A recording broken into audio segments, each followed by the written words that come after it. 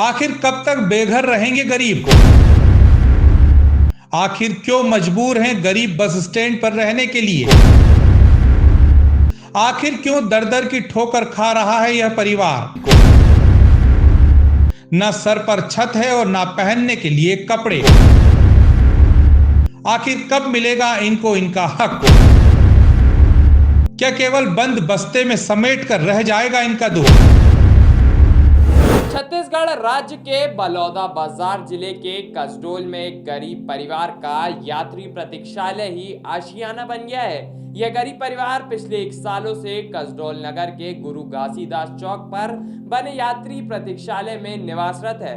आज जहां पूरा देश दीपावली का पर्व बड़े ही धूमधाम से मना रहा है, लेकिन इस गरीब परिवार के पास ना रहने के लिए छत है और ना ही पहनने के लिए कपड़े। इस गरीब परिवार की क्या बता है, देखिए इस स्पेशल रिपोर्ट में। देश के प्रधानमंत्री नरेंद्र मोदी ने देशवासियों से वादा किया है कि आने वाले 2022 तक देश के हर गरीब परिवार के पास अपना खुद का मकान होगा और इसकी शुरुआत भी हो चुकी है। लेकिन कासडोल नगर में एक परिवार आज दर दर की ठोकरें खाने को मजबूर है। इस परिवार के पास ना ही खुद की जमीन है और ना ही खुद का मकान।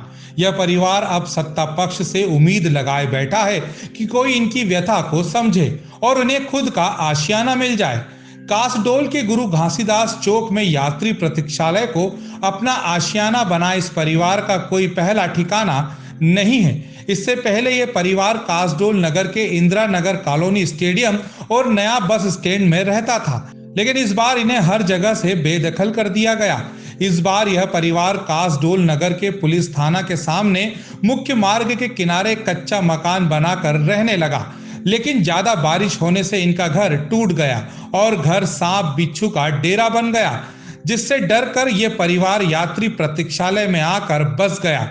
अब यह यात्री प्रतीक्षालय ही इनकी दुनिया बन गई है।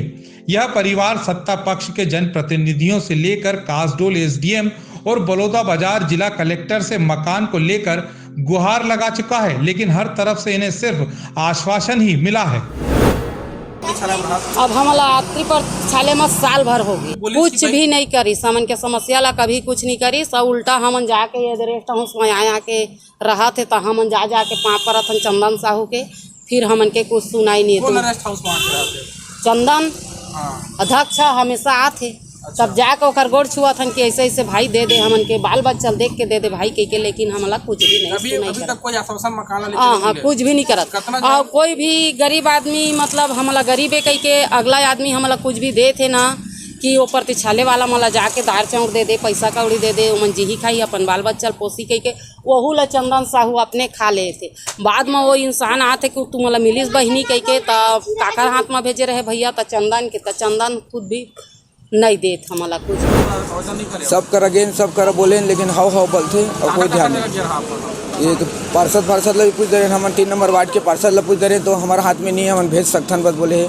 अध्यक्ष करा मिल सके, चंदन साहू करा वो भी नहीं जानो कभी, कागज तहसीलदार करा गए, तहसीलदार भी कहा थे कि नहीं जानो, एसडीएम करा कागज भी दे दे रहे हैं, वो घर एसडीएम सुनी की तो घर वो भी नहीं सुनी, यहाँ तक कि कलेक्टर ला भी तक कागज दे चुके हैं। मैंने आश्वासन दी से कि अगर खाली जमीन कहीं अगर मिलत यहाँ के आदमी हो तुम सब चीज है तो ला बना ले। कासडोल के एसडीएम टीसी अग्रवाल का कहना है कि इस परिवार के लिए शासन की योजना के तहत आवास की व्यवस्था की जाएगी। वहीं कासडोल नगर अध्यक्ष नीलू साहू का कहना है कि हर संभव प्रयास करेंगी और इस परिवार की सहायता करेंगी। मुझे आपके माध्यम से जानकारी हुआ है अभी कि यात्री प्रतीक्षालय में एक परिवार वहाँ पर रह रहा है करके, तो मैंने अपने अमला से बात किया, पटवारी से, तहसीलदार से। उन्होंने मुझे अवगत कराया है कि उनके संबंध में उन लोग वैकल्पिक जो भी व्यवस्था कर सकता है राजस्व विभाग को करने का उनके द्वारा प्रयास किया जा रहा है, और उनको ईट वीट की यदि ज़रूरत है तो उनको अवगत करा दिया गया है कि आपकी हम लोग जो सामग्री के संबंध में है हम लोग मदद कर सकते हैं। नहीं, आवेदन प्राप्त नहीं हुआ है और मैं उसको दिखवा लेता हूँ, यदि पात्रता होगी प्रधानमंत्री आवास वगैरह की हम लोग दे सकते हैं तो नगर पंचायत की मदद से हम लोग दिलवाएंगे। जी, नगर पंचायत में वो लेडीज़ आई थी और वो बताए कि हम लोग का घर द्वार कुछ नहीं है ऐसा करके। तो जिस समय कोरोना काल था उस समय हम लोग व्यवस्था नहीं कर पाए थे, लेकिन उसको अभी शासन प्रशासन नगर पंचायत द्वारा जैसे भी बन पाएगा हम लोग व्यवस्था करेंगे। ये आरोप सरासर गलत है, क्योंकि अगर जो व्यक्ति दिए हैं जो कुछ भी वो सामने आकर बताए कि मैं आपको दिया हूँ ऐसा करके, तो हम लोग आमने सामने जब होंगे तो बता सकते हैं कि हम लोग लिए हैं कि नहीं लिए हैं। हम लोग को नहीं दिए हैं उसके बावजूद बोल रहे हैं, ये सरासर गलत आरोप है। मकान के लिए अभी शासन और प्रशासन ने ये निर्देश नहीं दिया है कि कहीं खाली ज़मीन है कि उसमें बना लो ऐसा करके निर्देश दिया है, लेकिन उसके पास ज़मीन नहीं है। फिर भी हम लोग कोशिश कर रहे हैं कि उनके लिए व्यवस्था हो जाए ऐसा करके। हम लोग आगे भी ये व्यवस्था करेंगे। अब देखना होगा कि इस परिवार को कब तक इनका आशियाना मिल पाएगा।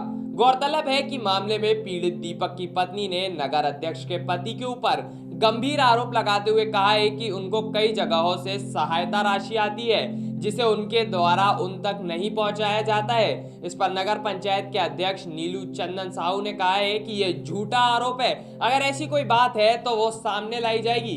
अब देखने वाली बात यह है कि आखिरकार बेघर गरीब परिवार को आशियाना कब तक मिल पाता है, या कई मामलों की तरह यह मामला भी बंद बस्ते में सिमट कर रह जाएगा।